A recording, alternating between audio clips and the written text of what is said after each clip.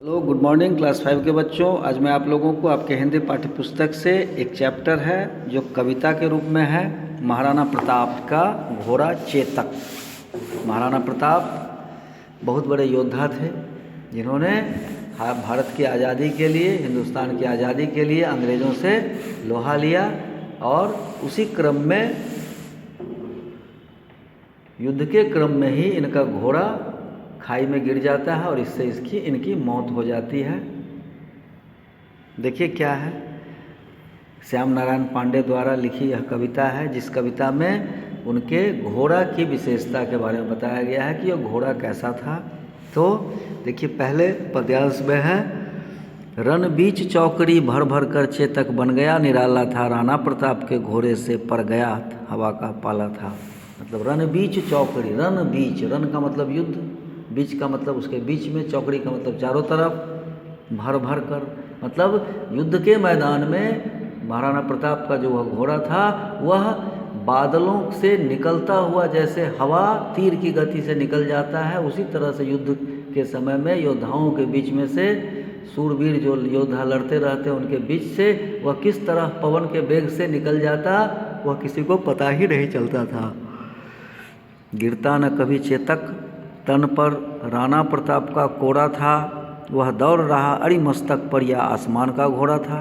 गिरता न कभी चेतक तन पर, चेतक के शरीर पर राणा प्रताप का कोड़ा कभी नहीं पड़ता था, कभी उसे मारते नहीं थे। क्यों नहीं मारते? क्योंकि वह खुद दौड़ने में अड़ी मस्तक, अड़ी का मतलब होता है शत्रु, दुश्मन, अड़ी मस्तक पर वह ऐसे दौड़ता, ऐसा प्रहार करता जैसे दुश्मन के होश उड़ जाते, दुश्मन के सर पे वह जैसे चढ़कर दौड़ रहा हो।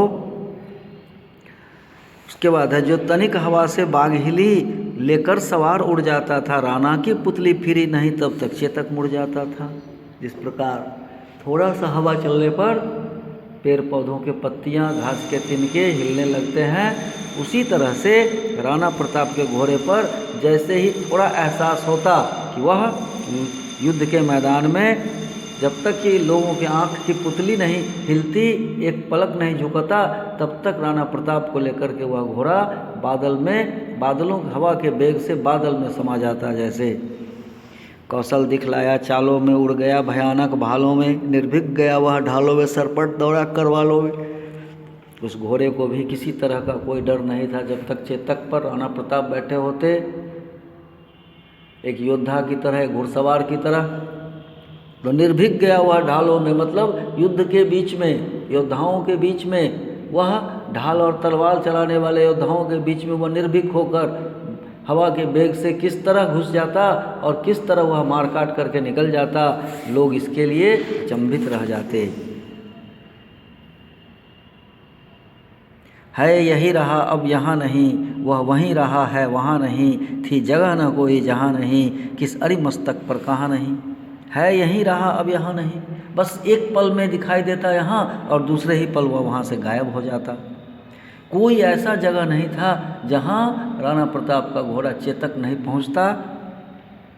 किस अरि मस्तक पर कहाँ नहीं, कौन सा ऐसा दुश्मन था, कौन सा ऐसा शत्रु था जिसके पास उनका घोड़ा नहीं पहुँचता। बढ़ते नदसा वह लहर गया, वह गया गया फिर ठहर गया, विकराल वज्रमय बादल सा अड़िके सना पर घहर गया। बढ़ते नदसा वह लहर गया, जिस प्रकार नदियों की धार आगे बढ़ती चली जाती है, उसी तरह से पवन वेग से चलता हुआ चेतक आगे की ओर बढ़ता चला जाता है।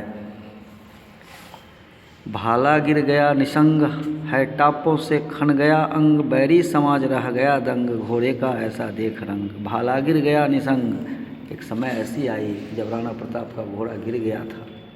भाला गिर गया निसंग, अकेले हो गए, है टापों से खन गया अंग, है टापों से खन गया अंग, घोड़े की टापों से दुश्मन के शरीर छलनी हो गए, बैरी समाज रह गया दंग, पूरी दुनिया, पूरा समाज उस समय यह दंग रह गया घोड़े के ऐसे रूप को देख करके। इस तरह से चेतक के बारे में और भी बहुत सारी बातें कवि ने लिखी है।